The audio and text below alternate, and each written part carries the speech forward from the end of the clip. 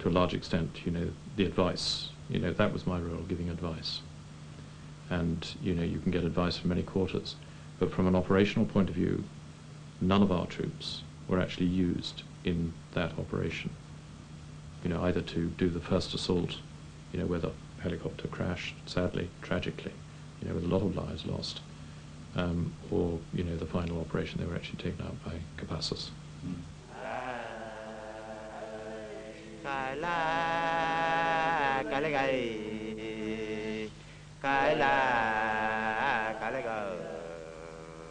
The use of a helicopter similar, if not identical, to the one the Red Cross used, the alleged flying of a Red Cross symbol, and the belief that there was collusion with the Indonesian military is at the heart of the Papuans' sense of betrayal. Supaya kasih tipu mereka, supaya kami kasih lenyap dengan sandaran yang pemimpin OPM yang ada, Papua yang ada, selesai itu kami mau ambil sandera toh, maksudnya begitu toh mereka. As General Prabowo considered his contingency plans for a military operation at Gaselema, he would have known that no Indonesian unit in 20 years had ever succeeded in landing a military helicopter near Kali Kwalik. And as the independent investigator from West Papua discovered, the widespread perception amongst those who were at Gaselema that day was of a deliberate trap. Dan mereka masyarakat juga merasa bahwa mereka heran karena tadinya mereka datang membantu ini dengan baik, melakukan ini, tapi orang Barat yang dari awal datang baik-baik itu juga yang datang untuk membunuh mereka atau tembak mereka. Saat itu yang ditembak oleh militer itu tidak langsung kena ke salah satu korban yang waktu saya wawancarai atau saya tanya saksi. Mereka saat itu semua merayap dan akan masuk membubar dari situ, tapi tidak satu pun. For me, my first information that something strange happened was when I met Mark on the day of when the hostages arrived in Timika, where Mark, in tears, just told me why that white helicopter, and I just was so stunned, and I said, "What are you talking about?" And he couldn't say anything. He just said, "But why that white helicopter?" I don't think that we say it didn't happen because we don't know. I say that I don't know what has happened. I don't say that things like abuses of the emblem did not happen. I don't know about it. I don't know about it. Henry and Sylviane, who worked for months together to try to secure the hostages' release, now have different recollections of key events around May the 9th. In particular, their versions differ about precisely when the International Red Cross officially ended its mission, which was followed so swiftly by the military operation. Henry remains convinced that the ICRC mediation efforts were officially ended by him after Sylviane returned from her meeting with the OPM on the morning of May the 9th. The International Red Cross say this press release confirms that they gave broad evidence of the withdrawal of their mediators on that day. It announces that the conditions for dispassionate discussion no longer exist. But the ICRC concede that the earliest it could have been released was 8 a.m. Geneva time, 3 p.m. in Gaselema, the moment the helicopter mission began. As of the 9th of May, at around 11:30 in the morning, local time there, we were no more involved, and I made it known to everybody. Did you make it known to the OPM, to the Papuans? Yes, of course they knew. They knew because how did they know that? Because they knew after the last meeting they had, it was made clear to them that we did not know if we will be allowed to come back. Nothing had ended. Even Kelly had never said it's finished. Never ever he mentioned that. And you'd never said it's finished? No. You never took the message that this is the last no. chance, no. and if you don't do it now, we're pulling out? No. So they didn't know that the ICRC was leaving, basically, at that point? Well, the only thing they knew was that we were flying back, and we would come back on, at least try to come back on Sundays. So I don't know how many days it is in between, but I remember clearly that we left them saying that it would be a Sunday. Of course, they have always had behind their mind that the army might come in. Ini salah satu ibu di Gaselema waktu tanggal 9 salah satu temannya ditembak lalu dia lari dengan dapat luka tembak di tangan. There have been a number of previous calls for an investigation into what happened on that day, but all to no effect. Now the investigator from the Irian Jaya Human Rights Commission believes that enough first-hand evidence exists to demand an inquiry, in particular from the International Red Cross. Entah betul atau tidak mereka sampai hari ini kesan bahwa mereka terlibat dalam hal itu.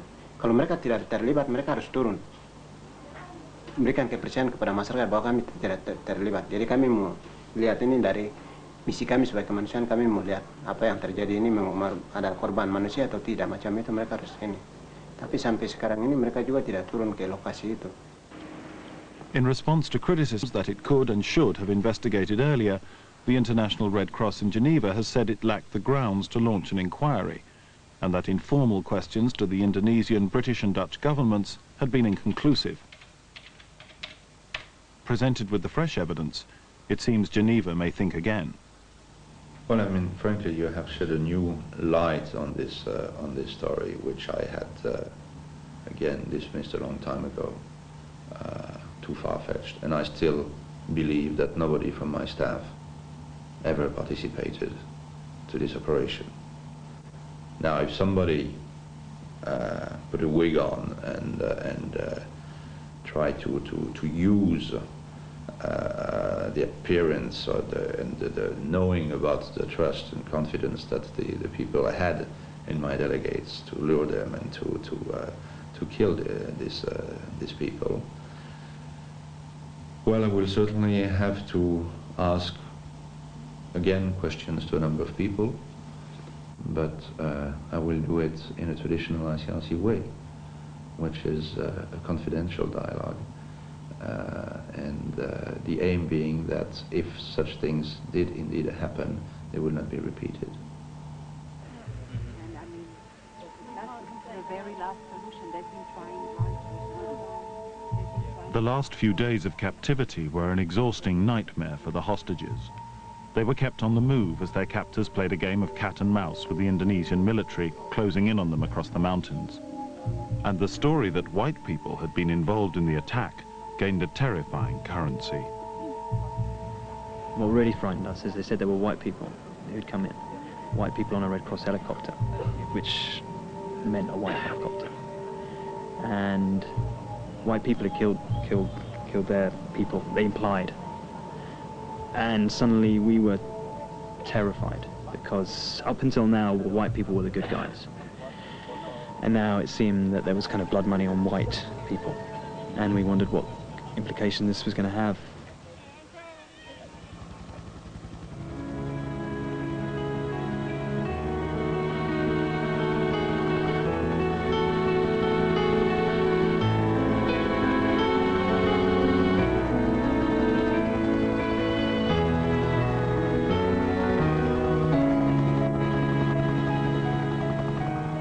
On May the 16th, the hostages came out of the jungle after 18 weeks' captivity. They'd stumbled into the Indonesian army in a river. They'd been terrified after witnessing the slaughter of 2 of their fellow captives.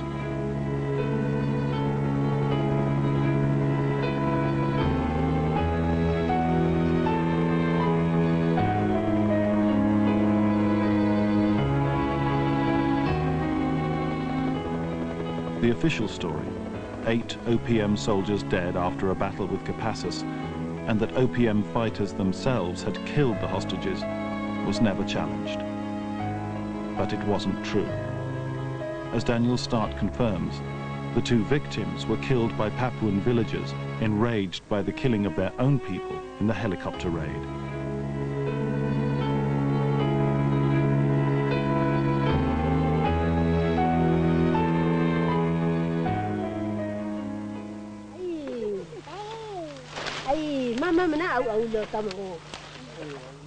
Naming ngabili tanan naga kasi mula ba takabnya iya tado manan kayan ime nda wa kuina yan ni ma po kana wala kan na me nda baramak ya kala chan menda rincan pewiningan tam ne yu gior yamo no da on ne yu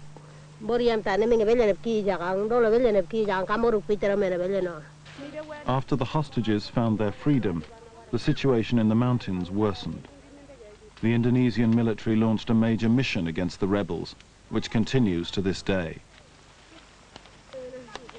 Last year, a church report on just 2 mountain villages concluded that dozens of people had been raped and beaten, 16 people had been killed, and 120 starved to death as a direct result of the military occupation of the area.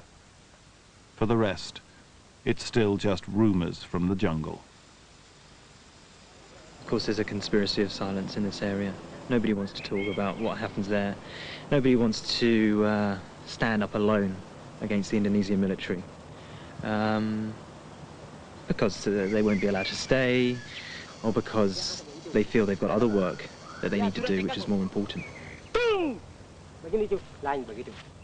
They've chosen to either ignore the information or to keep silent about it. For the Papuans, whatever they shout, cry or scream, nobody's going to listen. Nobody can hear them.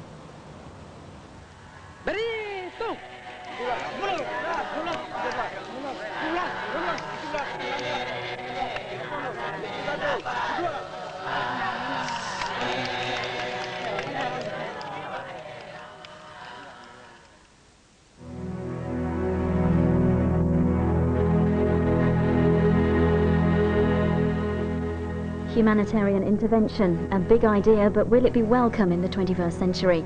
Evan Davis brings the debate to BBC Two next.